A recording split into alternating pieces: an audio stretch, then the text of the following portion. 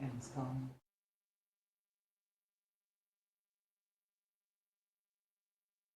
That is the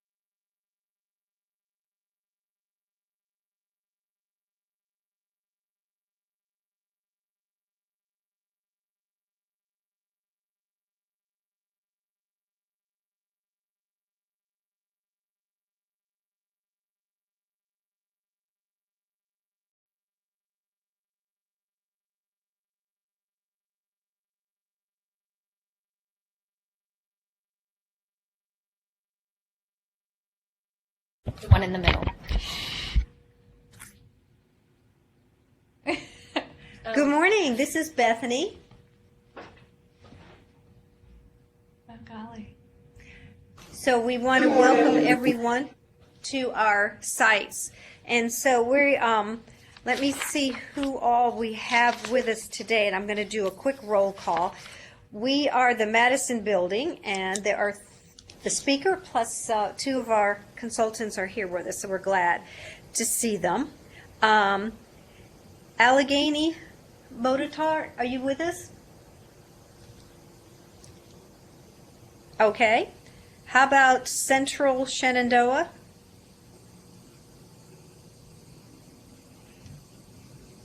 Okay. Central Virginia? We see We're here. Okay, great. We see some empty rooms, but good.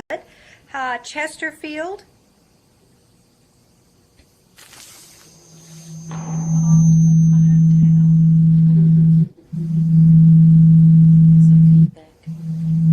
We're hearing a nice vibration. How about Powhatan?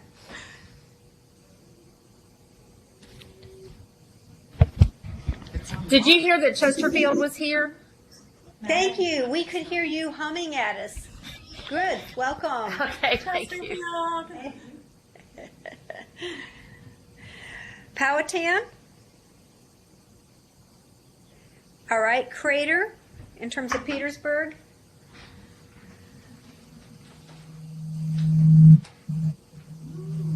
Chesapeake? Chesapeake's here. Hi, welcome. Thank you. Eastern Shore? No, Eastern Shore, that's my other hometown. you see walls and ceilings. Yeah, I think people direct cameras in other directions. Okay, how about Hampton? Ooh, nice. Nice echo. Welcome. All right, we're going to head out west. How about Mount Rogers? Here. Good. Glad to have you. Norfolk? I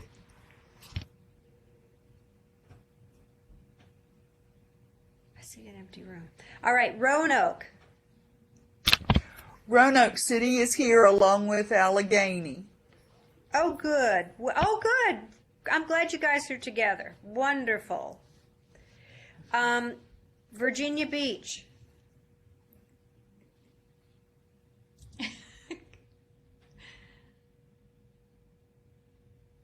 All right, well, a couple of folks may join us, so we're going to go ahead and move forward. Anyway, we're so glad to be able to offer this to you. Trying to get our meeting squeezed in between weather-related events has been a huge challenge for us. I can't remember what it was last year that caused us to cancel. Must have been a tornado or hurricane or something. It was a fire. Fire, that's right, that's right. We tried to burn the building down. How could I forget the fire? Yes, so anyway, yes, we did have a fire, which actually closed us down for a while, and it was a real one.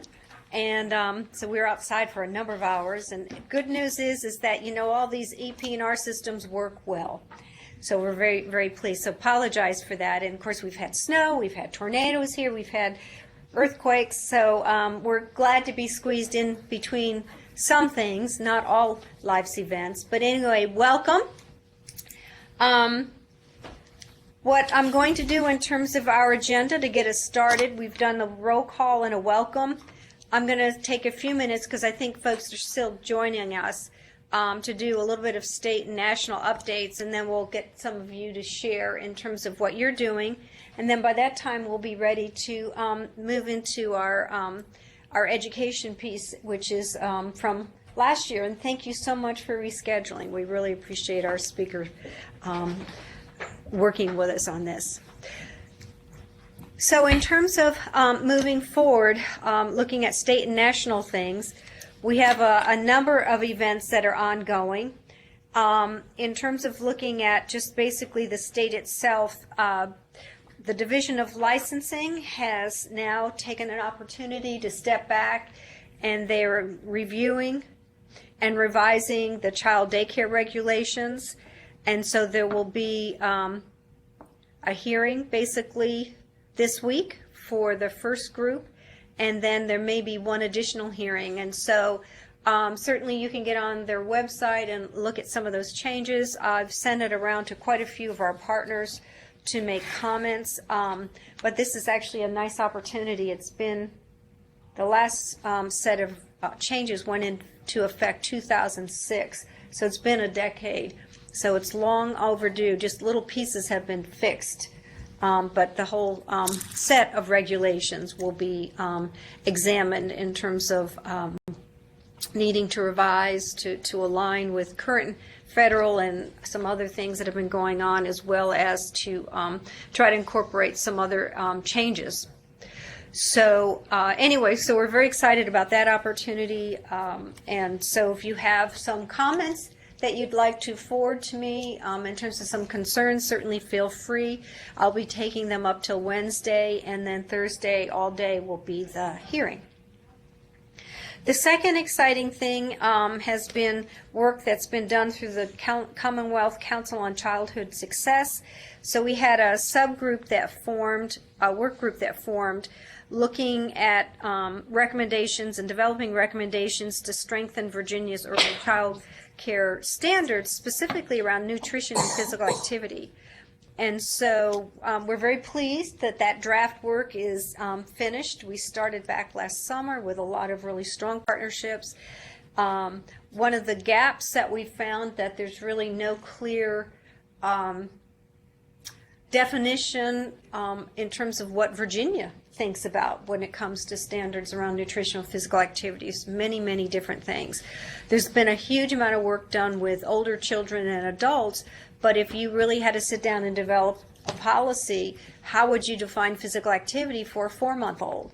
And what are you going to say beyond, well, just make sure they get developmentally appropriate food or whatever for around nutritional things? And so aside from bottle feeding and that sort of thing, there really wasn't a whole lot for the birth to 3 age group.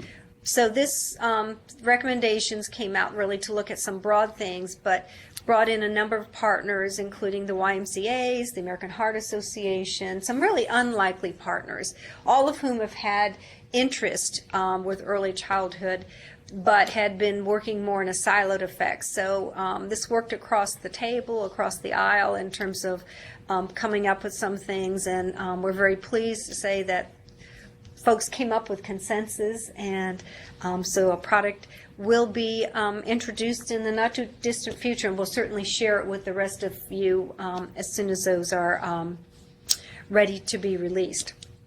And then finally, the other activity which we've heavily funded along with social services has been our work around early childhood mental health.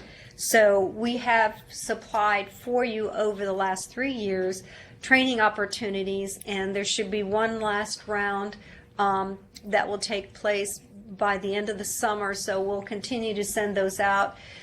We've been trying very hard to make sure those are regional so that there's something within easy reach for you, and we've also, because we've subsidized so much of that, most of those trainings have been low cost to no cost to assist you in terms of developing some additional skills. And so there's been one more series of trainings that will be taking place over the next couple months.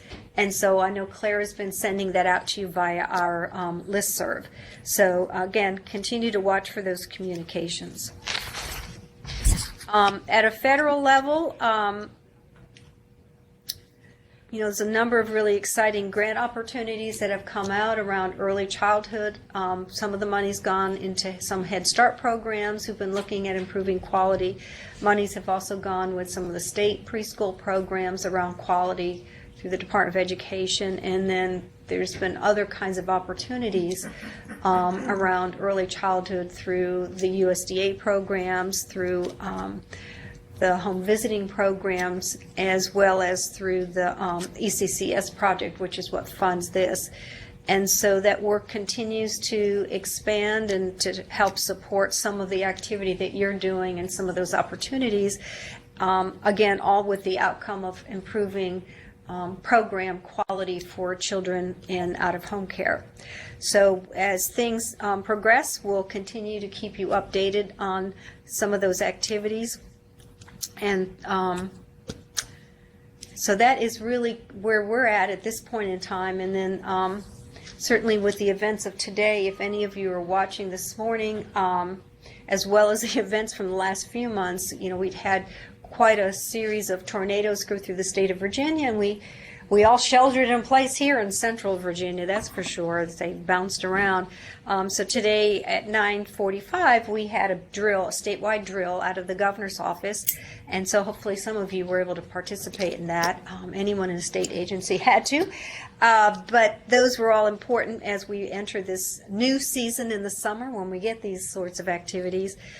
So that's one piece. And then, of course, with the events in Belgium this morning, I noticed our EP&R folks, emergency preparedness folks, are once again having conversations and trying to get information up on our website, and lots of communication in terms of transportation safety and national safety. So life is certainly interesting.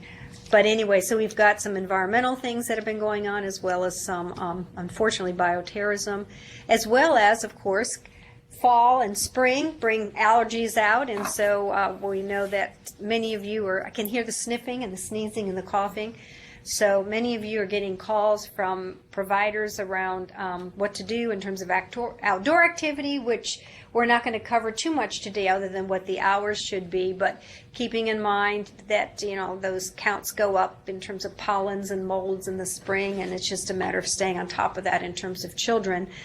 We still want them to get outside and to do get activity, but now is also the time of year when you want to watch those pollen counts and make sure that they're not at unsafe levels. So we'll be looking at that within some things, but for today we're really going to talk about normal, healthy physical activity.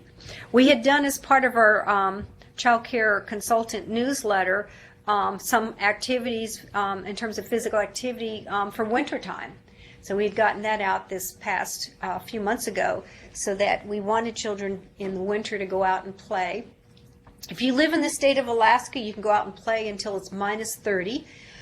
Wow. We don't worry about that here in Virginia because minus 30 is unheard of, but we did get some inquiries from time to time. Well, how cold can we still, how cold can it get before we can't have children outside? So it's a matter of really thinking and looking and making sure your children are dressed appropriately. We know that's an issue for some programs, that kids arrive with no sweaters and no coats, even on a 0-degree day. So, common sense activities. So what I'm going to now do, it looks like we've got some more rooms. A few look dark on our camera end, but I'm going to go around each of the folks who are participating on the call, remembering that this is going to be recorded so folks can go back and listen to it. But I'm going to run through our roster again and see if you want to add anything, because we're always interested in hearing about your activities. So I think we'll start with Arlington. Claire, how about if we start with your group? Good morning, everyone. We have a very small group. It's just myself and Donna Sly. So Donna will go ahead and give an update. Hello, everyone. I am primarily a MAT, I'm diabetes MAT and daily health observation healthcare consultant. That's what I love to do. I love to teach. And I also work part-time in a wellness clinic for Raytheon to keep my nursing skills up. So I do a lot of things, but teaching is my love. And that's why I really love the MAT program. Great. Hi, Claire. Hi, Emily. Good to see you. We've emailed so much. It's nice to see your I face. know. Yeah, we will definitely chat later. We usually have 4 or 5 folks here in Arlington, and I hadn't heard any thing about someone getting stuck in traffic or lost. So I'm not sure why we have a small group, but I'm awfully glad Donna's here to keep me company. So I'll let the rest of you folks give your updates. Thank you. All right, let's move to Allegheny and the Roanoke team.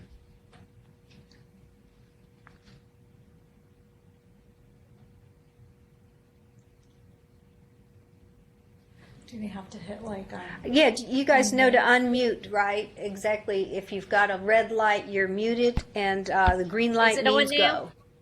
Yes, You now got it's it? going. Thank you. Hi, I'm Sheila Wilson. I'm an RN. I work in the Allegheny region, and it's just me here today. I think we had a clinic running that someone was sick, so the other folks are doing that clinic. No new updates. We're still developing our program, and we did go out and do some teaching, and so we're excited about getting ready to start back and going out to more of the daycare centers. So, okay, That's have wonderful. a good day. Thanks That's for the great. updates. Thanks. And just as a reminder for folks, I know sometimes have to step away. We do record this so they can, we'll let you know. We send out a link once it's live on our website so folks can look at it later. All right, thank you. Let's go ahead and move to then Central Shenandoah. Has anyone joined us from Central Shenandoah and Stanton? All right. Central Virginia? No real updates for us. None of us are currently MAT trained, so most of our providers have to hire someone to do their MAT training in this area.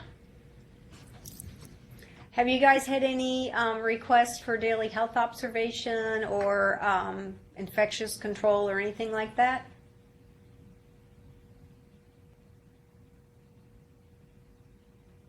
Can't hear ya.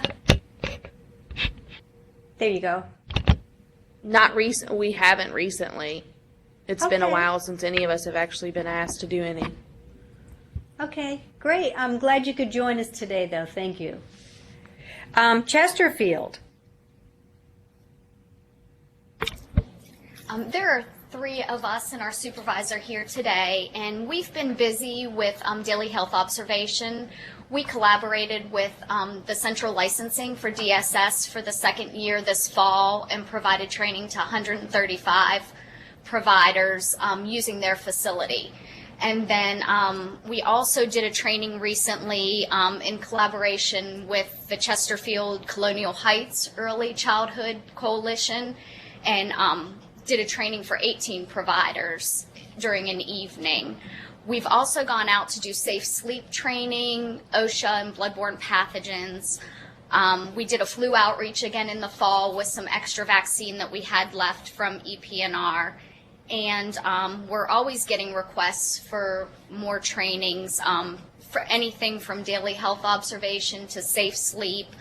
A lot of times folks are looking for OSHA and and also we recently had a request for child abuse training, which I'm not honestly sure if that should be directed towards social services. And we are, our grant this year for the maternal child health grant does focus on safe sleep. So one of the child care health consultants is in charge of the child seat program training. So she's been providing that education, the safe sleep education, to all of the people who come to the Spanish and English classes that we hold for that, as well as anytime we go out to centers, we've been trying to promote the safe sleep information.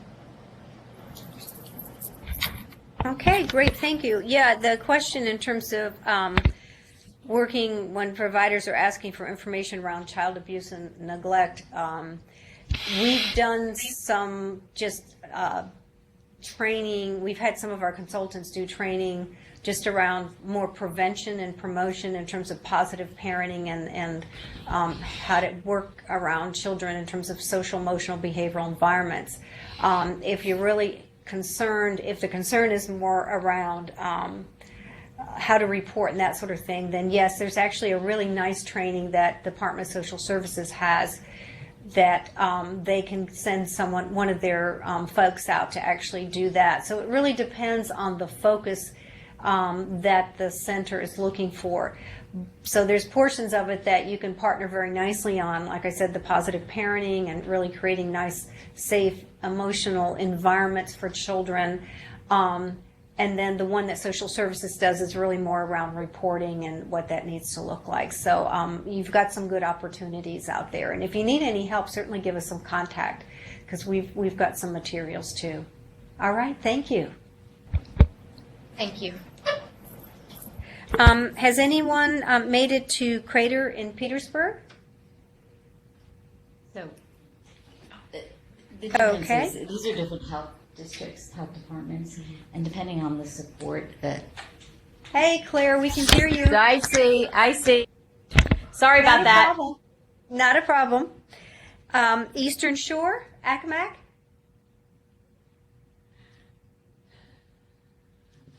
All right, how about Hampton? Yes, I think I need to turn the volume down. It's a beautiful ceiling for Hampton. Okay, so I'm Shannon. I'm the newest member of the health consultant team here in Hampton.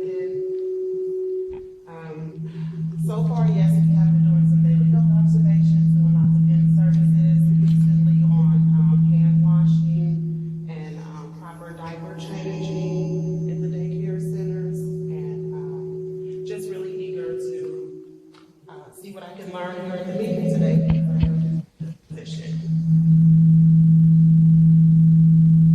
All right, thank you so much. You have a little bit of an echo with your camera, but thank you so much. No problem. I was trying to start that off. I'm sorry. It may be sometimes because your cell phone is too close to another mechanism. Could be. How many people are in Hampton? All right then. I tried it. Is that better? No. Oh shucks, too bad. Oh, still sound like you're down at the end of the long tunnel. All right, but we're glad you're with us. Thank you. Mount Rogers?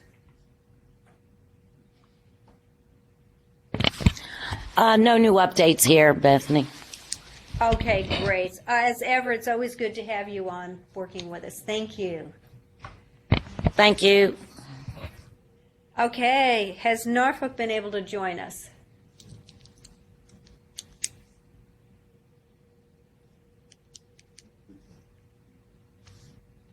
Virginia Beach?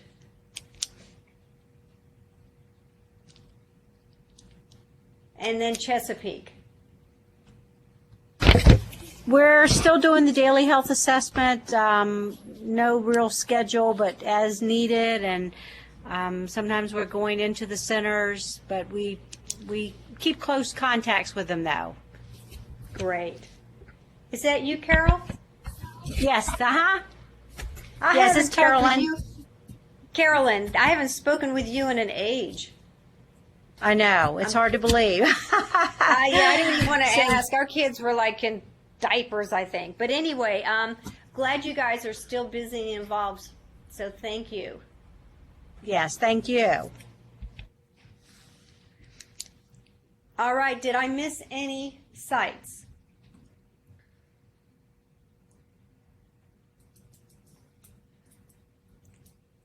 All right. Before I introduce our speaker, are there any questions?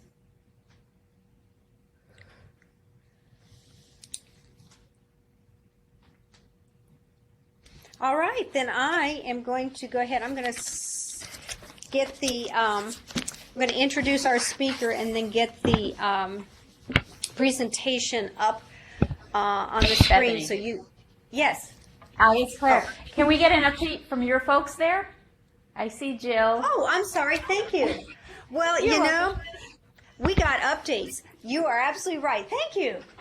I got updates. You didn't get them. All right. This is the Madison building. So I'm going to let our folks go around and introduce themselves and give us updates. So here you go. Thank you. Boy, dude, wake up, Bethany. My name is Saritha Williams. I'm a child care health consultant as well as a early childhood consultant, and I really don't have too many updates as of yet.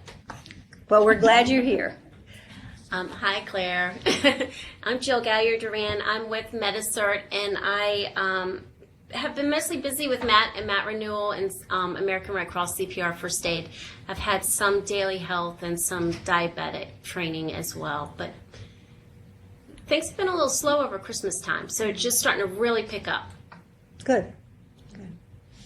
Yeah, this is for those who've decided to go through the MAT training, that there's a lot of recertification that should be coming up. It's been 3 years, so should really start hopping. All right, I apologize. Oh, my faux pas. We've been talking and missed that altogether. So thank you, Claire. All right, what I'm going to do is introduce our speaker. And we're so pleased to have one of our close partners who's been working with us for a number of years now around healthy nutrition and physical activity. Emily joins us from the Virginia Early Childhood Foundation and has been working as their health coordinator, specifically through a similar grant to what we have going on here. It's a sort of partners, but looking at healthy activity, physical activities for early childhood, working directly with providers through a grant that's out of the Nemore Foundation, which is, or the Nemore, Foundation, that's CDC related. And so what we're going to do is we've had some conversations, and what she's going to do is present to you some stuff in terms of some resources and things that you can use to work with our programs. So I'm going to be taking a second here to pull this up. Did you want to change the slides, or you want me to just slide this over? All right. I'm going to slide this over to her while I get this up. Anything you'd like to add to my introduction? No, but I'll just go ahead and get started since I have exactly 2 hours in the parking meter. And I want to make sure that that does not go badly for me. So thank you, Bethany, and I am really appreciative that I have this opportunity to come talk with you, and I just think this is so cool. I'm still recuperating from the coolness of being able to have this exchange across the state. So I really want to thank Bethany again for reaching out and for partnering with us on this initiative. And then I have to say the title that we came up with was Obesity in Early Care, a Child Care Review and Resource Roundup. And when I say we, I basically mean Claire said, you know, what would be a cute title? And I thought it was absolutely true. So Claire and Bethany both worked really hard to reschedule us and to try and find what would be a good fit for sharing some of these resources and information. The other thing is that I wish I could see Hampton. So if y'all have any inclination to turn your camera down, that's where I grew up. So I just would love to see some Hampton familiar faces. So anyway, but it's not a big deal. So, as Bethany said, I came on board to this project 2 years ago, and the implementing partner for the Early Care and Education Learning Collaboratives project, which is too long a name, is the Virginia Early Childhood Foundation. So when you look up on the screen, you'll see in the middle, the logo says Smart Beginnings. The Virginia Early Childhood Foundation is an entity funded through the General Assembly to kind of keep a sustainable vision on what do kids need from 0 to 5. And we partner with local Smart Beginning initiatives across the state. We co-administer our state's quality QRIS program, and we do other work that falls under the realm of what are the important issues that help make sure that Virginia children are ready to learn and go to kindergarten, really prepared and provided as much support as possible. The CDC has identified early care as a priority setting for obesity prevention, and they have partnered with Nemours Children's Hospitals to execute this particular model that I work on. So what I wanted to do, can you advance for me, Bethany? I'm not going to give you a lot of information about the collaboratives because they're sort of up and running, but what I do like to point out is that our advisory council came together to co-apply for the funding and made some commitments about supporting collaboratives as we have implemented them in various parts of the state, and also really continuing to have conversations with us. What is it going to take for early care settings to align more appropriately with best practices as relates to obesity prevention? So what you'll see on the bottom are the logos of the partners, the state level partners who have really had a presence in this project. So certainly not only Bethany, but if some of you may know Kate Alley, who oversees some of the state's obesity prevention funding and project design. But we also work closely with Child Care Aware Virginia. We work with the Virginia Foundation for Healthy Youth and then Department of Social Services. So those are our partners. In some ways, that's kind of like a snapshot of the partners. And we just wanted to kind of talk a little bit about why is this such an issue? Why did the CDC determine that early care is a priority setting? And what are some of the expert consensus agreements around what are first steps or low-hanging fruit? It's like talking here, talking there. So that's kind of what I wanted to share. And I am absolutely open to questions. If I'm telling you guys stuff you don't know or not useful, tell me and I'll shift my focus. Claire and I talked about what would be, what we thought was a good fit, and that's what I prepared. So if you could advance. To start with my project, this is based on a national model, and the model first began in Delaware and was really successful. And basically, we bring together groups of educators in certain regions, and they are experience training around best practices in health and healthy eating and physical activity and screen time, breastfeeding practices, and water consumption. Those are kind of priority areas. And then they create action plans to bring their programs more closely in alignment with what is probably better for kids. Well, what is definitely better for kids. So we have had now, we had 5 collaboratives in various parts of the state, and we have basically wrapped up those 5. I didn't really put in here where they are, but if you're interested in where they were, I'm happy to share that with you right now. We just wrapped up Greater Richmond, Prince William, Rappahannock, and we are actively working in Southwest Virginia. We hope, our fingers are crossed, that we'll have we'll provide services maybe for family care next year. That's kind of our hope. We'll have to see what the funding looks like. But the idea is that we work with programs to share information and help them create action plans, but also we're really interested in what folks like you who interact with early care all the time, what are you seeing and what are your opportunities to guide programs to think about doing a better job around nutrition and physical activity. When we talk about licensing, which Bethany just mentioned, licensing is the basic level of safe and healthy. It is not optimal development. It is, let's keep kids, Let's get them in and get them out, in more or less the same position. So that's really, when we talk about moving into best practices, we're talking about exceeding licensing. And really in Virginia, that has to be voluntary. We're not going to mandate it ever. What we are doing is inviting child care folks to partner with us. So if you don't mind advancing, Bethany.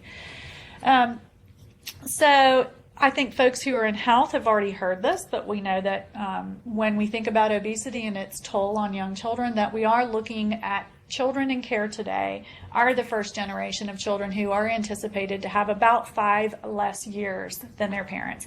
And this is the first time that this trajectory has been observed in 2 centuries. So this is a really big shift.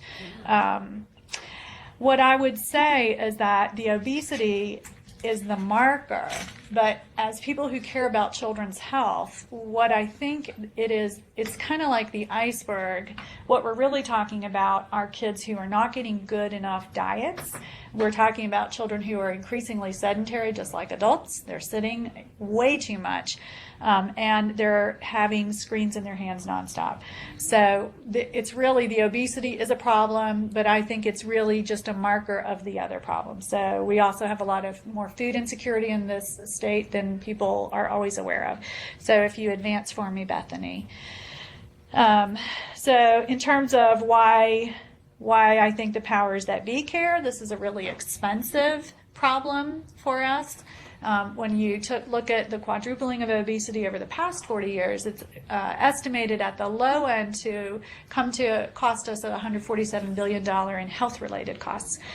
More generous assessments would say it's more like $190 billion. So this is expensive, and what I sometimes think to myself is, wouldn't it be amazing if we had that money to put into quality early care? Think about what we could accomplish if we weren't kind of reacting to completely preventable issues, if we can get our ducks in a row. There is definitely an income disparity linked to this. So it has to do with what zip code is the child care program in. You're going to see more poor diet, fewer trained staff, more typically when we talk about resources.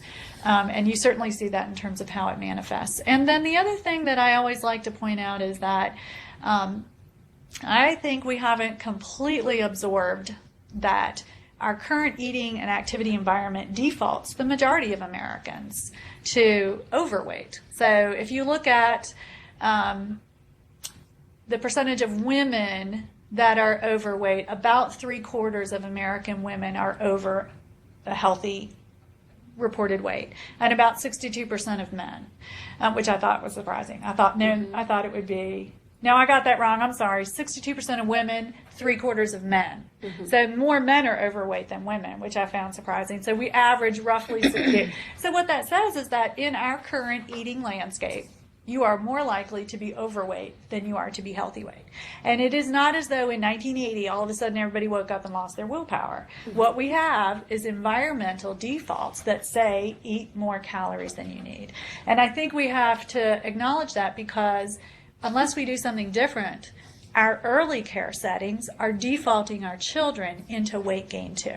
And there is no doubt that this is what's happening, that we are seeing increasing numbers of younger children, and in fact we're seeing increasing numbers of infants that are carrying more weight. And the research would suggest that if we can get kids to kindergarten at a healthy weight, they have a substantially stronger likelihood of maintaining a healthy weight. And I know I can't see everybody, but we'll just do this room.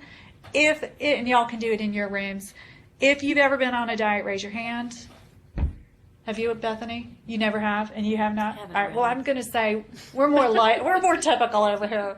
That the success of diets is like zero. Is 90+% of people regain weight in 5 years, and 60+% of people regain it in 1 year. So we know that taking weight off once it's on, we know that it's hard. The research is supporting that very few people are able to keep it off in our current conditions. But what we do know is that if you can't put the weight on, if you never put it on, it's much easier to maintain weight over time. So there's a lot of support for, if we can help kids maintain a healthy weight and kind of create the environmental structures and supports, that they're really going to be positioned to have healthy weight in a way that's different. So I do like to share the CDC map, and you guys, if you're interested in this and you decide you want to go out and do training around health and obesity prevention, you can get this from the CDC yourself. I'll also say at the end of this presentation, if you want any of my slides or resources, I will send them to you, because what I really want is other people out there beating the drum that we have got to help early care programs make the changes, and they're not that hard. So if you could advance for me. I like for folks to see how fast this happened. So in 1985, this is the behavioral risk surveillance system, and it's kind of the world's largest telephone survey. And they began collecting data because in the 80s is when people started noticing the weight trends are looking really different. So what you'll see is that only half of the states responded and kept records around this. And so the white are those that were not keeping the records, and the light blue is under 10%, which is what we've been traditionally across centuries. We've been roughly between 5 and 7% obesity rates. So they were still there. And if you look at the darker blue, so the researchers were correct that those darker blue states were seeing between 10 and 14%, which was a pretty big leap from a traditionally stable trend. And if you could advance, Bethany. So 2 years later, look what we've got. So even 2 years later, more states are going, we should start recording this data too, because there definitely seems to be a worrisome trend. Advance for me, Bethany.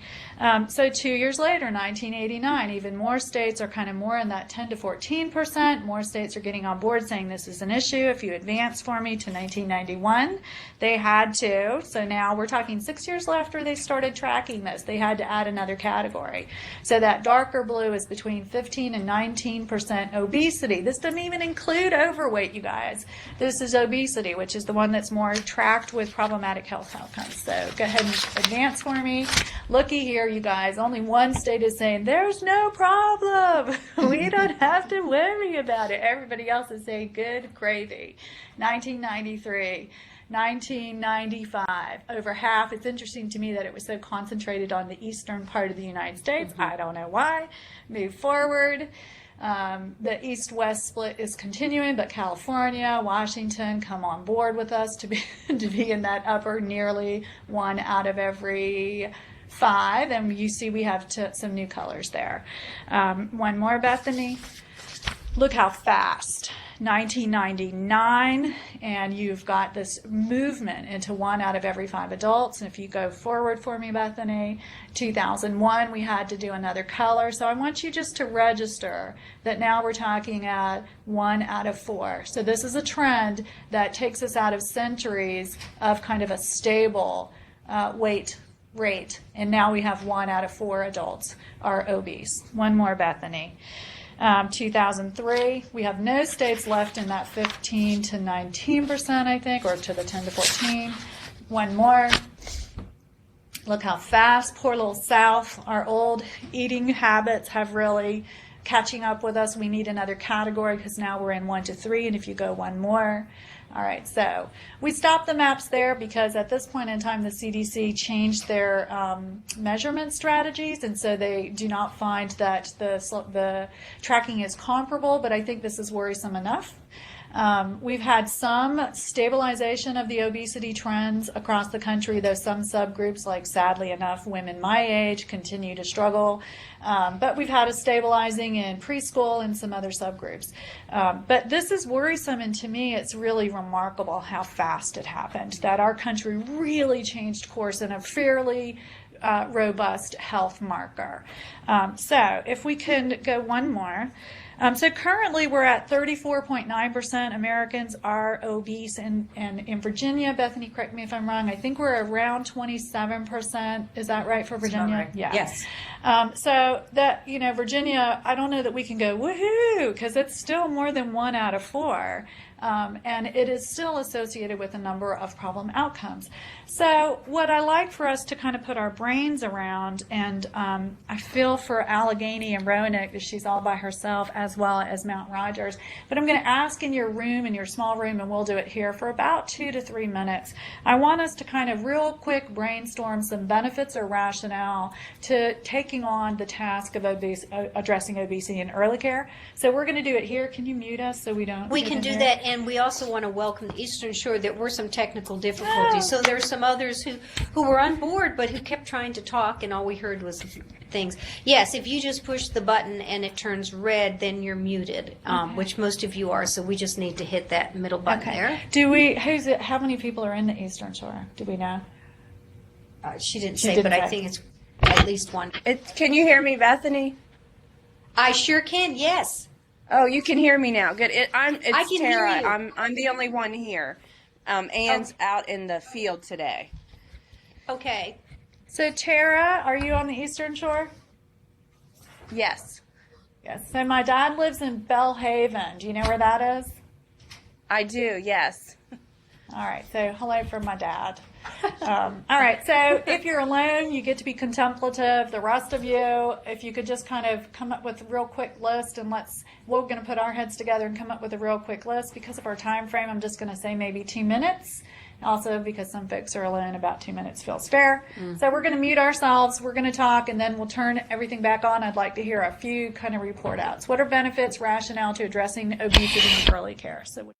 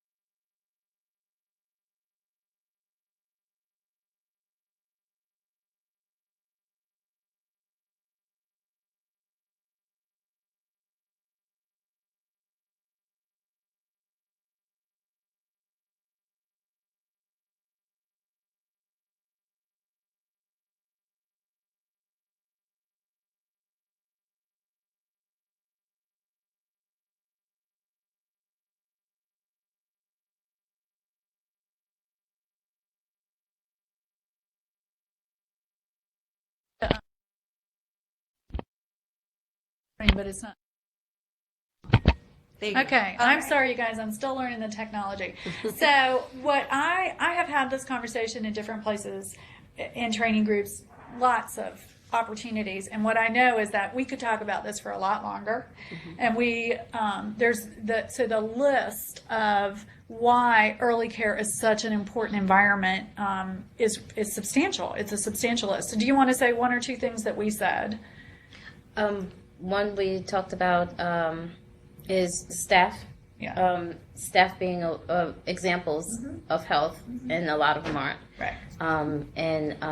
We also talked about education of the parents, giving them options for a healthier lifestyle, that they can be examples for their children. Absolutely. So we came up with other things, but I think these are really important start points, which is that the early care staff is responsible for making decisions for kids, and a lot of them are really not quite able or having the resources to protect their own health. And I think there are a lot of reasons why that's true. I don't think it's an easy change. I also think that parents can be influenced by the children's experiences. So if we could ask, how about you in the Eastern Shore? Did you think of one or two reasons why it's useful or beneficial to start in early care? Yeah, I have an associate here. We kind of discussed it. It would bring, if you address it in the childhood setting, I think it would bring more awareness, like through the whole family. We came up with that, and then in the end, by bringing that awareness, it would prevent disease, because starting at childhood, the children would be healthier, but that would pour over into the whole family, we think. Yes, absolutely. Thank you. So that's a similar theme that we expressed, that children can sometimes be just the door that we go into. And we hear story after story where kids do share information with their families. And we also hear families coming in and saying, I couldn't get him to eat broccoli, but you did in childcare. So sometimes we just don't know what is the entry that's going to cultivate a changed habit for children. How about Hampton? What did you come up with anything that hasn't been addressed yet? You'll have to hit your little button to make it green. Yeah, remember I'm the one with the echo here, so I agree. Just add on to I felt the same way. That if we, develop these healthy habits earlier in life, then it's easier to maintain those habits. Yes. Sorry for the echo, and I'm here by myself. So. Bless your heart. It kind of makes you sound like you're, God from the mountaintops. So you should be careful what you say. All right, thank you. So because this is such a short turnaround, I think we could have other folks. Does anyone have something that was completely different that you'd like to share? We talked about the family, the staff, the early start. I think we in Arlington have. Oh. Hello? Let's do Arlington first, and then whoever's. Okay. Okay. Well, Claire and I got together, and basically, as you kind of mentioned also, Emily, is that it sets the pattern for life. And they're capable of learning lots of different things. And if we just introduce them to different foods and the joy of tasting new foods, that would help to develop their palate. And so that they are not always used to the pow of sugar. Sugar can be addictive very, very early in life. And so hopefully we can prevent that. Also, peer pressure, even the little ones. We could talk about, what's going on in their lunches, and then they can, and then they can look at each other. And as they have peer pressure to eat to have Oreos in their lunch, they might start to get a sense of having peer pressure to say, oh, I have 2 different types of fruits or something else in my lunch, as opposed to the always cracking open the bag of potato chips and everybody wanting that. But I don't want to do too many. No. We have lots, Okay. so I know, right? maybe somebody else would like to talk. And what I'll say for you guys, and thank you so much, this activity that we're doing right now when you go into childcare, if you were doing a training with childcare providers, this is the kind of activity that they can participate in too. And it helps you kind of sell your services, which is they get on board saying, here's all the reasons why we believe too it should start now. So this activity, feel free to use it. What you'll find is that a lot of changing habits requires that you get buy-in, and this conversation begins to cultivate buy-in from your child care providers. So did someone else start talking and we didn't quite, we had crosstalk? So we have I a don't- problem on my end. Hi, this is Carol. Norfolk. Can you hear me? Go ahead. Hi. Yes. Go ahead. Yes, this is Norfolk. Are you able to hear me? Yes, Norfolk. We're so happy you're here. Hi. We've Hi. had a lot of technical difficulties, but we're here now. Great. So glad. Well, welcome. Okay. So we're going to move on. If you could beep down. And again, I'm also happy to send you other responses to that question. If you'd like, if this is kind of I'm happy to send you training outlines if you're interested in that, because I think you guys are really positioned well to do this kind of work with programs. And it's not a complicated training. It's a lot of people going, oh, of course, which is what I think we need to be acknowledging, is that, oh, of course this needs to happen. So Bethany, if you could flip down for me and actually pull all these all the way down into 80% overweight. So when I have gone around and wanted to share kind of high impact, shocking facts with folks, these are some of the ones I've pulled from a variety of sources.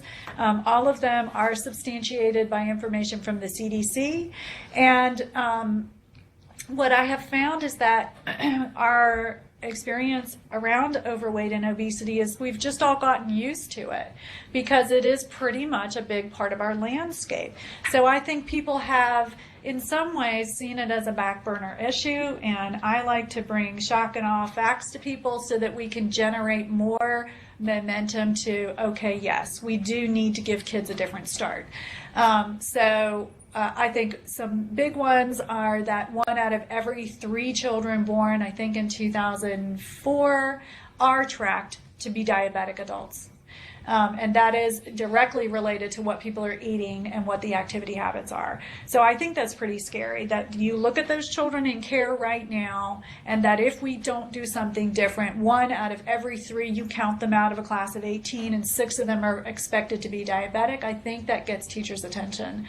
I do also, obesity doesn't really manifest typically until children are 4 and 5 years old. So teachers can look around and say, my kids look fine. And the majority of them will. But the eating and as some people said, the palate and the establishment of early habits, they are already laying the groundwork for heart disease. So they've looked at studies of children's profiles, and they find that a huge percentage, like 60-some%, I needed to look that up, but I forgot to, but it's in the 60-some% of children already have one marker of cardiac disease already in early childhood. So they are on track to have some of those metabolic syndrome problems. And what we also know is that when you look at obese children, they were already overweight by age 2. You talk to pediatricians, they'll tell you it's around age 2 that the growth chart trajectories begin to change and get worrisome. So I don't want to go over all of these, but I think as you do training with teachers and you want them to start caring, or directors to start caring, these are start conversation facts. There's lots and lots of them. I'll share some resources with you as we move on. I think not all adults know these things. The other piece I think we do know is there is a lot of literature around eating experiences in the first year that predict how children eat. The breastfeeding stuff, the breast milk is great, especially the first couple of, the colostrum time is really protective. But there's some interesting research that it's not necessarily just the milk, but it's the self-regulation experience, because you never try and make a baby finish the milk in a breast. You never try and be one more. It's the bottle feeding that tries to teach children not to pay attention to their own cues. Breastfed babies completely self-regulate in response to their own hunger. So that's just part of the literature around feeding patterns. And if we can help educators do a little bit more focused appreciation of how to respond to children's own eating cues, we could really be looking at helping children learn to eat appropriately instead of finishing their plate, or one more bite please, or you can't have dessert if you don't cram down extra vegetables. All of those, we can't do those anymore. Our landscape has changed. All right, one more, Miss Beth. So from a statistical perspective, we know that children are, some of them in care for 3 hours, but over half of all children are in care for 12 hours a day. So we're looking at about 50% of their nutrition is happening on site. If we can help those child care programs do better presentation of more nutritious meals, even tweaking one little thing or two little things, you could have an interesting cascading habit. We've talked about health habits.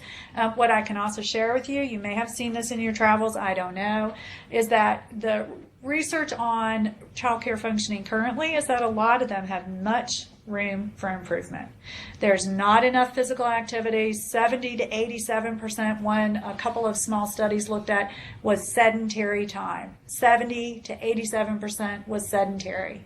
So kids sitting too much. Kids going out on the playground, and if they're already on that pathway, plopping down in the sandbox, that's not physical activity. That's a kid sitting in the sandbox. So we know that there's room for improvement. There's room for menu improvement. There's room for adult role modeling. There's room for nutrition education, all of that. So if you could flip one more. The CDC has designated early care as a priority setting. The CDC and a number of really well-regarded researchers have identified what we know are best practice recommendations. And the thing about that I really like to remind people is that kids are here for a really long time. I have heard lots of educators say, well, this is really about the parents. And of course it's about the parents. But we have kids for 12 hours. We have kids eating certain foods that we're totally in charge of for many of these early care programs. So I think we can't wait for parents to get on board. We got to move this train now. We got to help educators understand that what they're feeding kids, the movement activity and opportunities they provide kids, that is within our control. And we have got to kind of really encourage and support programs doing better environmentally. And I do believe parents are going to come along, but this is one setting that really matters too. And I love to see the changes. So what, let me see how far. I have an activity I often do. If you guys are interested in other activities, let me know.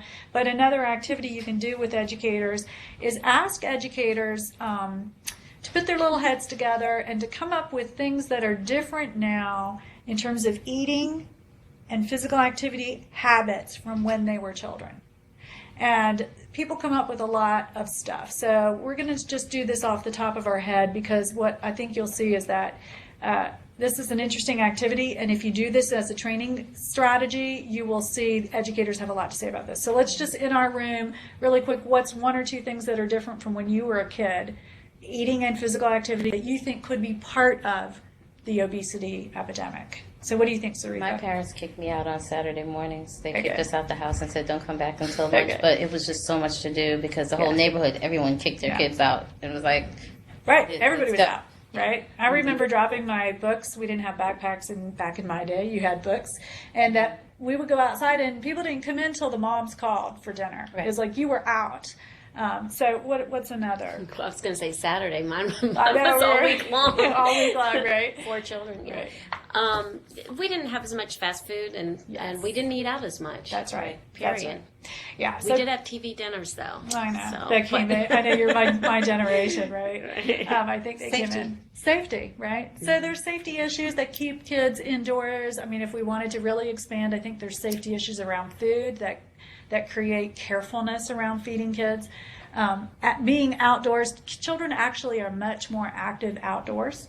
That just seems to be one of the kind of pieces of research. We know if you've got a great playground that's set up in a certain kind of way, that is when kids are most active, is during unstructured outdoor playtime. So let's go to Central Virginia. What's one or two things that are different now that you think might contribute to this obesity epidemic? And you'll have to hit your green button. Working families are working more now. Mealtime. Mealtime Yep. is not structured anymore. After school activities for the kids, that sort of thing, kind of cuts down on your family meals. Yeah, absolutely. Absolutely. Thank you. So family meal is different, and people eat differently in a family meal than they do watching TV. There's research that supports that people eat more mindlessly in front of a TV. They eat mindlessly when they're in a car going somewhere. So the demise of family style or family meals is different. The busyness, the eating out. People eat 43% more when they are eating out than when they are eating home cooked food. We also know that out food, fast food, is hijacked in terms of salt, sugar, and calories. So those are less healthy choices. Let's do one more. Let's go to Chesterfield. Did you guys come up with some things we haven't said yet? You got to hit your green button if you haven't done so. Hi, can you hear me? Yes, ma'am. Okay, this is Jan. We talked about how we all played outside a lot as kids. I wish I had a pedometer on my bike because I wore the wheels off of it. And we talked about that families sat down and ate together instead of on the run.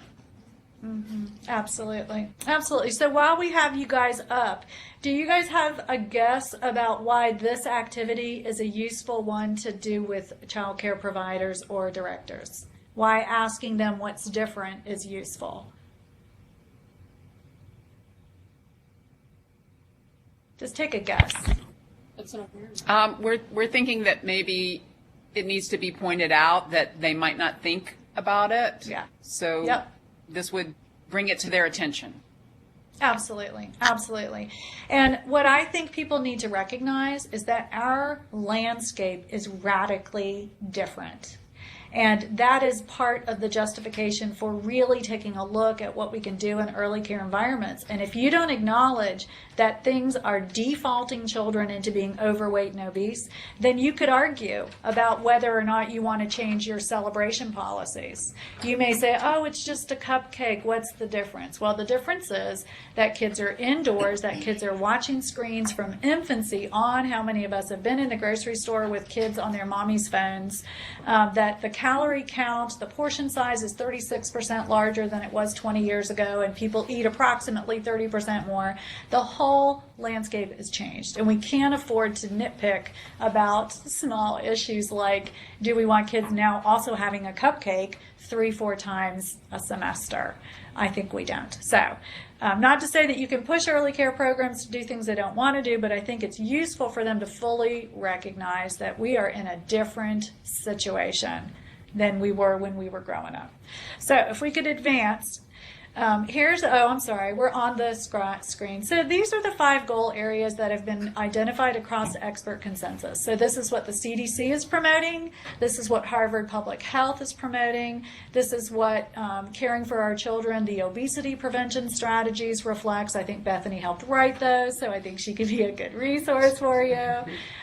This is what UNC is promoting. Anybody who is on board with early care support is saying these are the areas we need to look at. So what I thought I would do is kind of go through what are the highest or the kind of most concrete success measures in these areas. And there is, you could do the top surface of improving your physical activity, and then you could also go really deep in an early care setting. So if we advance, what I can say is at the top surface, what we know is the allocated amount of time is universally agreed upon.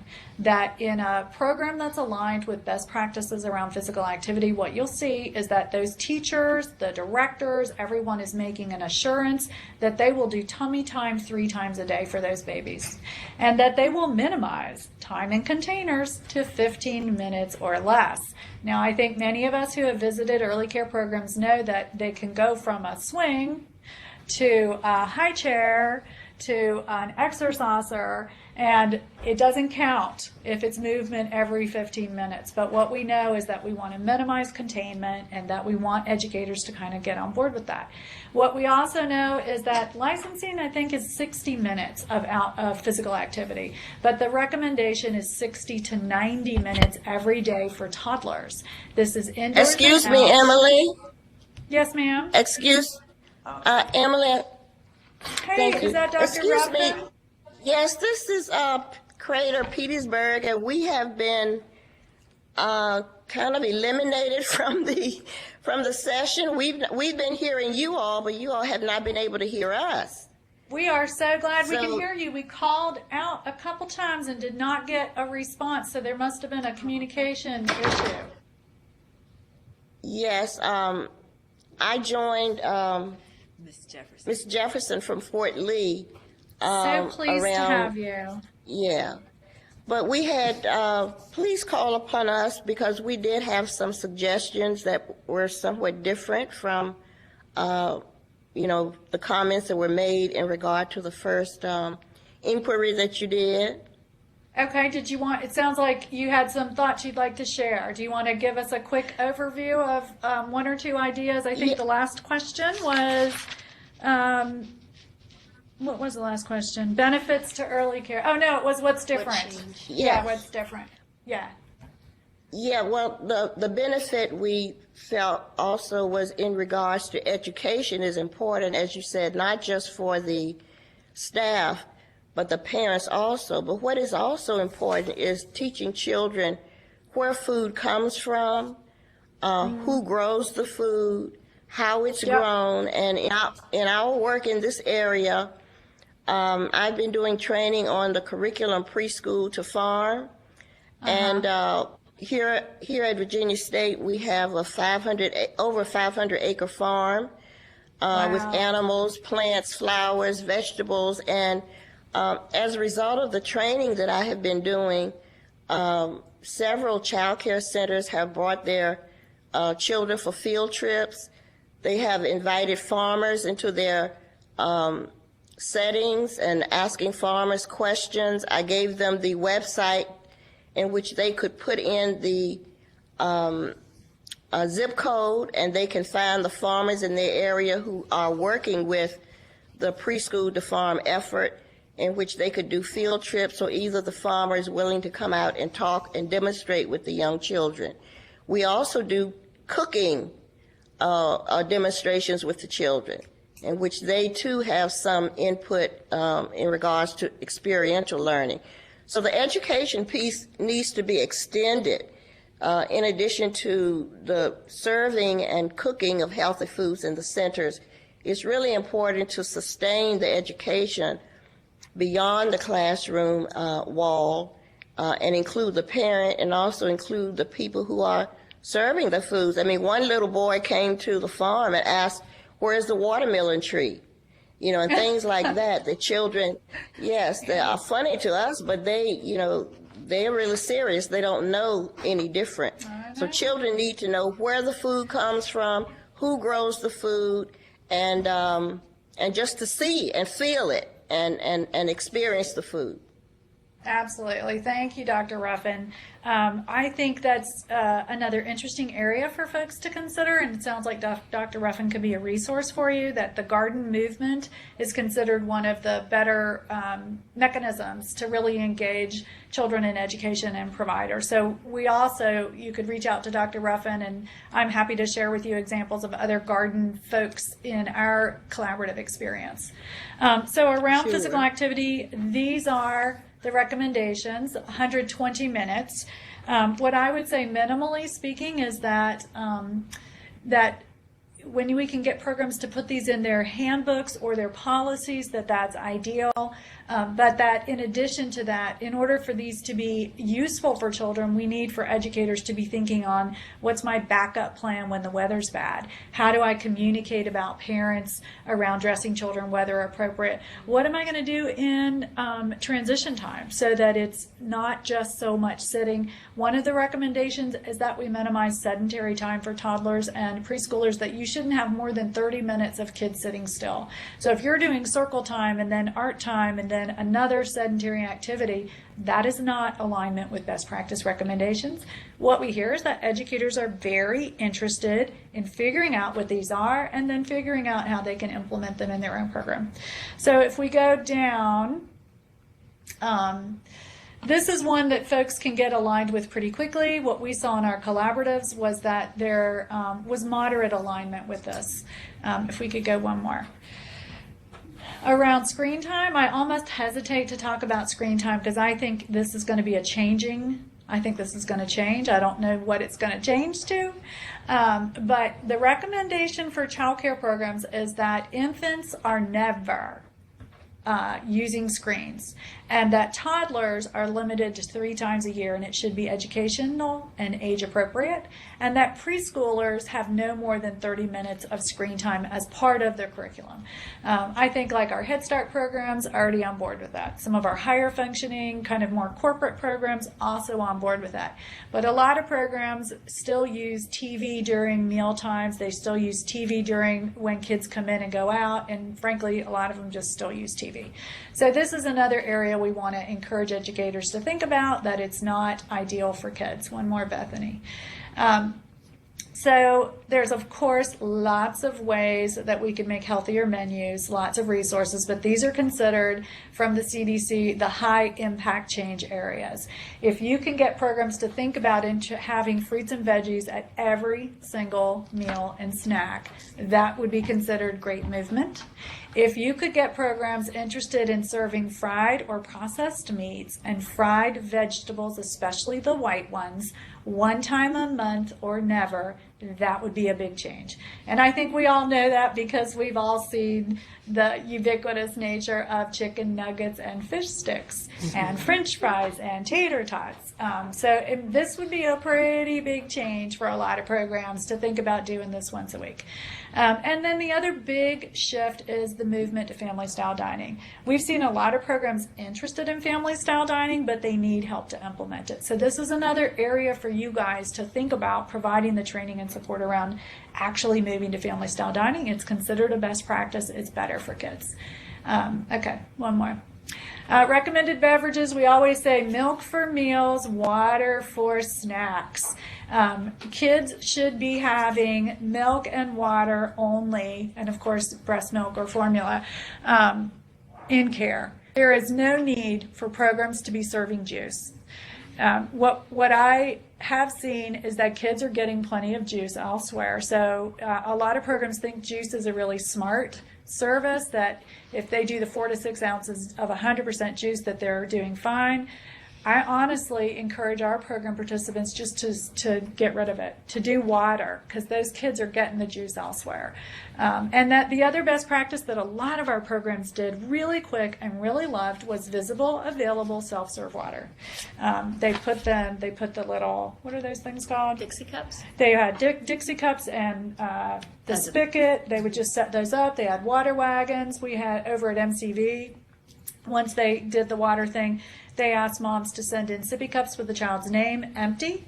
The teachers would fill it up during the day, and it was always available, and then they would empty it and send it home with mom. That's, to me, is a pretty straightforward way of not having to worry about the cleanliness and really being able to move it in and out. So I thought there's lots of ways to do visible, available, self-serve water and to begin to cultivate water taste. If as you move if you're interested in any of these, I am happy. You can email me and I will send you all the resources that I have to support your work. I know Dr. Ruffin also has a lot of resources because of her work as a cooperative extensions, and I think Bethany does as well. So I think really all of us sharing ideas is the way to go. One more, Bethany. The other thing we know is that there is a lot of interest in promoting breastfeeding support in child care programs. 60% of all moms do not meet their own breastfeeding goals. And the number one reason why they don't, they say, is because of work, that it gets too hard. So here in our experience, the Bethany actually produced one of our very first meetings together was the 10 steps to breastfeeding support in childcare. And it is a terrific guideline. It aligns with best practices. What we found was that educators were quite willing to do this. It just, they never quite thought it was necessary.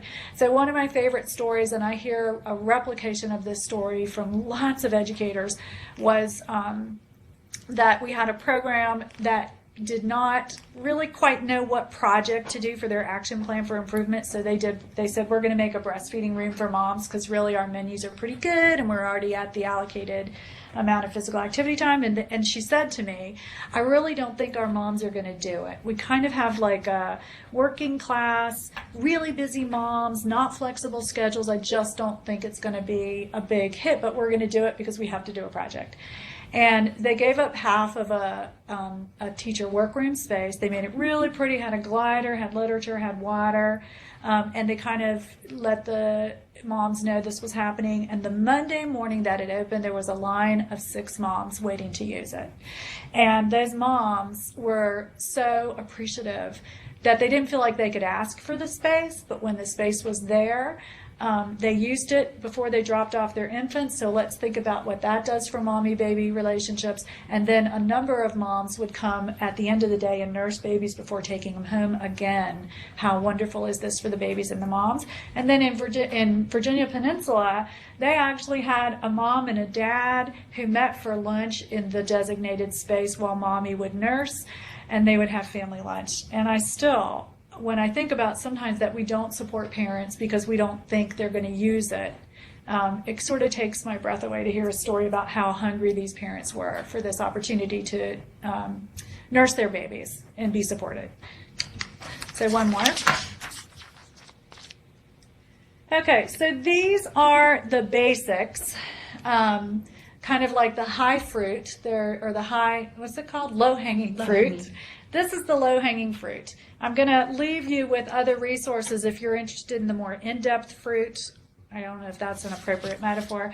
But while you're in your little space, think to yourself, which of these do you see programs kind of consistently already doing? And if you don't really see this, which of these do you think your programs might be willing to change? So I'm going to put us on mute. We're going to talk for just a couple minutes because I'm well aware of the time limitation. And then we'll do a little quick report out, and then I'm going to share resources with you. So I'm putting us on mute for a couple minutes. If you're by yourself, you'll just have to be contemplative.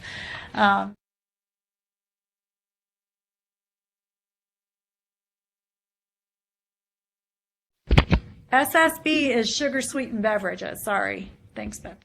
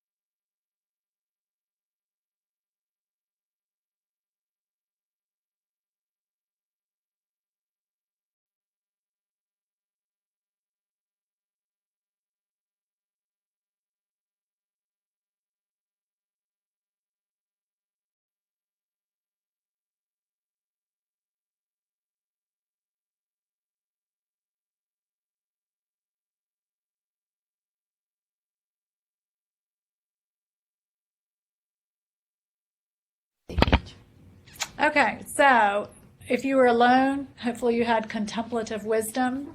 And if you were in a group, hopefully you had kind of a little back and forth. There is no actual answer to this question because I've asked the CDC, my contacts there who are, direct my work. So I've said, what should we focus on? What's the biggest bang for the buck? What do you guys recommend? And what I keep hearing back is it depends on the program. It depends on the part of the state. It depends on the level of infrastructure, all of that. There's no kind of answer that we need to be fixing one of these, but these are the high impact areas that if programs are interested and you're interested and you get excited, that guiding improvement in any of these areas is a terrific place to start. I wanted to also share with you some resources for your work if you're interested in kind of sharing ideas and strategies with programs. And then I have saved some time at the end for questions. So Bethany, if you could scooch to go one more. Okay. So my program is, you can see Nemours Children's Health Systems at the top, and we are the ECELC Collaborative Learning Process. But the Let's Move Childcare website is basically the home to this initiative, and a lot of our work is lined up with this website. The website is aligned or known to be a Mrs. Obama initiative. It is probably going to be a permanent structure. So even after she leaves office, this is considered really important work by the CDC. So what I do like to tell folks is that this website, and it is in one of your resources toward the end, has things like parent handouts. It has training slides and outlines. It has PowerPoints you can download. It has, white papers on best practices. So like one of the things I loved was it had a whole thing on why move to water and how. So it is really a tremendous resource for you. In addition, if you could poke down one more, this has a 16-question assessment for providers. And it, NAPSAC is sort of the gold standard in terms of really robustly looking at program level practices. But this is more like the starter. This is the getting movement. So if you're working with a program and they have any interest at all in looking at their health practices, they can take this and they can it will automatically generate for them what are their strengths and what are their opportunities for improvement. And then it will give them suggestions for an action plan. So I think this is a tremendous resource that we don't take advantage of enough, getting our programs to do their little assessment. They can see themselves. They can see if they meet absolutely no best practices. A lot of programs see this as a marketing tool. If they take this test multiple times and they actually get aligned in all best practice areas, their program name will show up as a little star in a United States map that I think is really cool. So I think some programs are willing to do the work and they would be really delighted to be showing up among a select few, relatively speaking, as aligned with all the best practices. So that's a resource for you. I hope you'll kind of poke around. If we go one more, I know Claire is very familiar with this work, but the Go NAPSAC is they are the gurus of healthy physical activity and eating behaviors in childcare.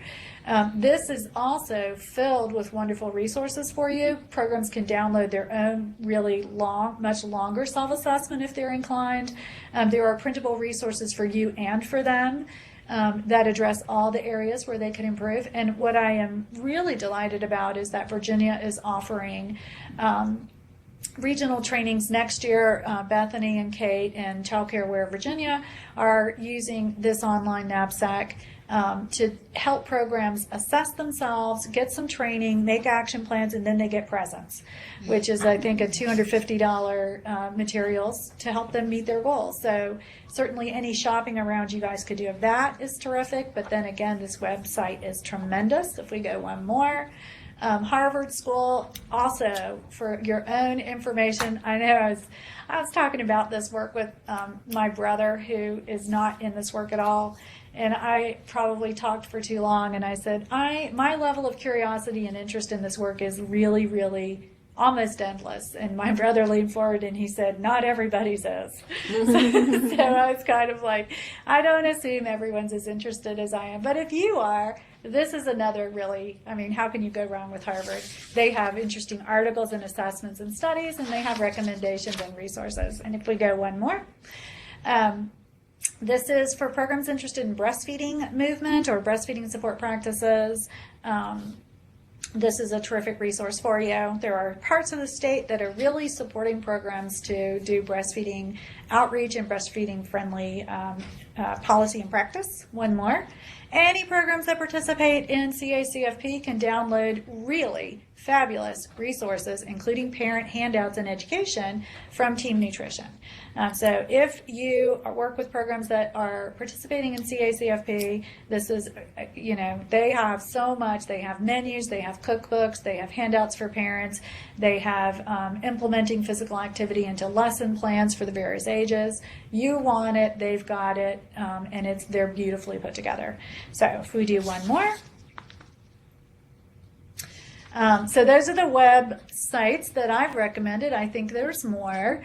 I will also say that, so you guys have this, I think PowerPoint was sent out to you. If you go one more, these are resources that are specific to Virginia, that we do have this fabulous breastfeeding childcare pamphlet that is really supported by childcare health consultants. I have found most childcare programs don't do this without help. So if they express any interest, you have this evidence-based strategy that you can guide them with. In Virginia, we are really hopeful that we'll have a continued access to online knapsack. Bethany's working hard on that. Other folks are too. In Virginia, we hope to roll out family care collaboratives. That's what ECELC is.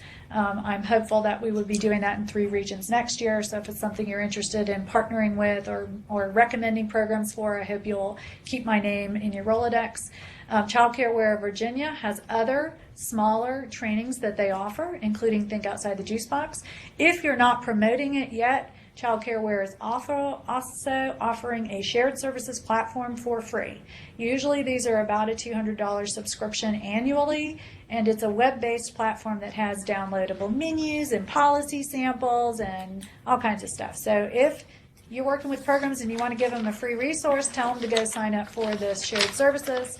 Extensions does fabulous nutrition education training. It varies from region to region.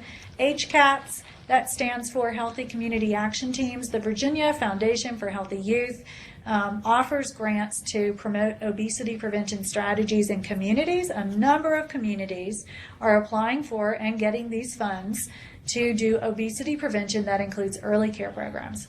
So if that's something of interest to you, I encourage you to look around at your other stakeholders who care about early care and care about obesity and figure out how you could put together a proposal to support healthier practices in your community child care centers. I also wanted to put my question marks up to see, do you guys have recommendations of other resources that are specific to Virginia that have been helpful to you in the past?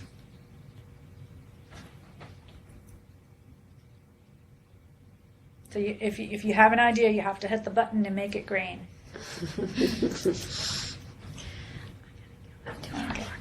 I know, me too.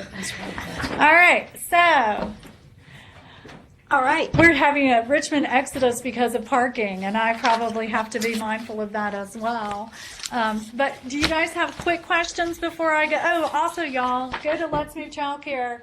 If you can see, this is a technical assistance manual. It's really fabulous and useful for you as you go to childcare programs.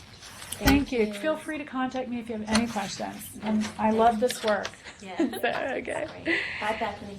Hi, guys. All right, let me get us back. Hang on. Can I just interject something? This is Claire. Yes. Hi, and I know, Emily, you had mentioned folks receiving the PowerPoint. I actually did not send that out. I didn't realize you wanted them to have that, but I will send it out as soon as I get home, along with your contact information to the group. Thank you. Oh, thank you. I probably, in all our cross communications with fires and such, I probably wasn't clear. Sorry about that. Oh, no yes, worries, so no worries. we are going to, good point. See, we work as a team, and that's the only way. We're one large brain here. So we will be willing to send that out.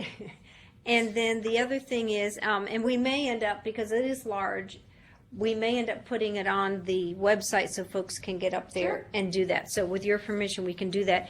The second thing is just a reminder, since I knew some folks were still trying to join us, we do have a certificate, and we'll put that in our communication that goes out with the link.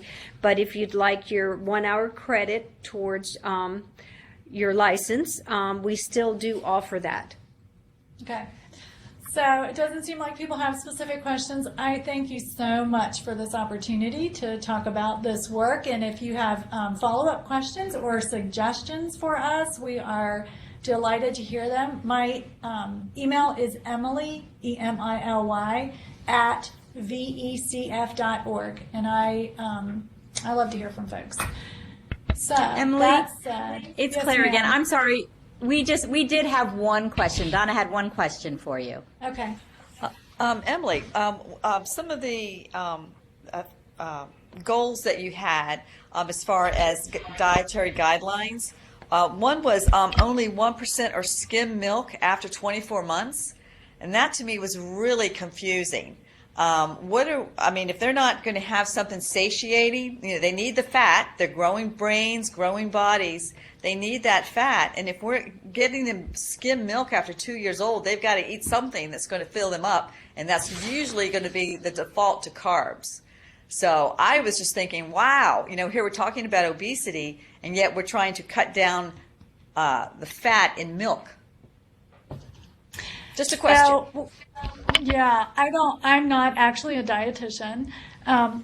I know that is what is being recommended across systems, and that's a pretty consistent recommendation, that the movement to skim or 1% milk after 2 years old. I can appreciate your considerations and concerns. I actually think there's been a movement around milk in general and fats in general, so perhaps that will turn around, but at this time, that is what the position is around milk and skim milk. I will be calling you if they switch positions on that, and I wouldn't be surprised, because I think there is a shift around whether fats are as problematic as people think they are.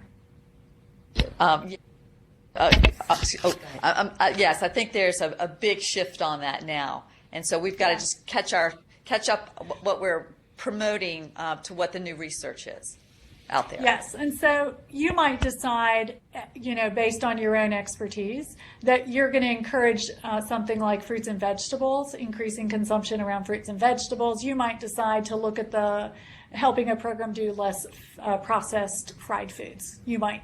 And I think that would be absolutely terrific. Yes. Great. This is Carolyn Thank you. Sanford. One quick question. How does the USDA buy into some of this? Because I know the food, if the daycare is under USDA, and so they only get certain foods, how does the USDA play into the whole matter of what foods they're going to have approved, or have an increase in funding so they can get the more nutritious, lower fat foods? Right. So currently these exceed CACFP mandates, so you can still meet your meal patterns. This would actually be better than a meal pattern alignment. There is potentially, the new regulations are coming out. They now are saying summertime for new CACFP regulations, which are going to be even more closely aligned with what I've shared here. Is there more funding? Probably at this point it doesn't look like there will be. So in some ways it is a matter of helping the programs figure out how to cook in season, how to use less expensive fruits and vegetables like frozen ones, how to cook from scratch. So I'm not suggesting that it's an easy lift. I'm suggesting that we help programs nibble around the edges. Does that answer your question?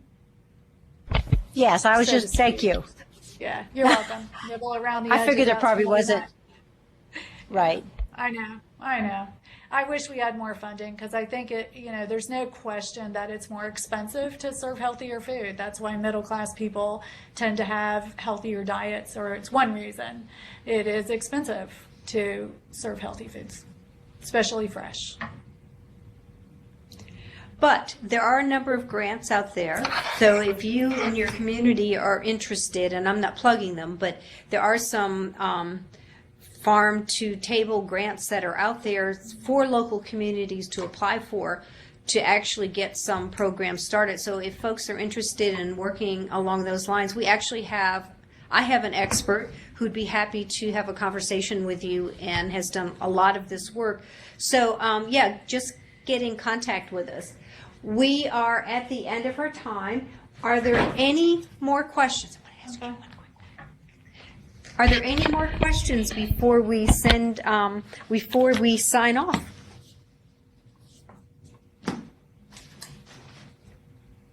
Thank you all so much for joining us. Emily, thank you. My pleasure. We've been partners on a lot of things, and so this is just another one, and we're hoping to partner on another grant opportunity in terms of moving forward.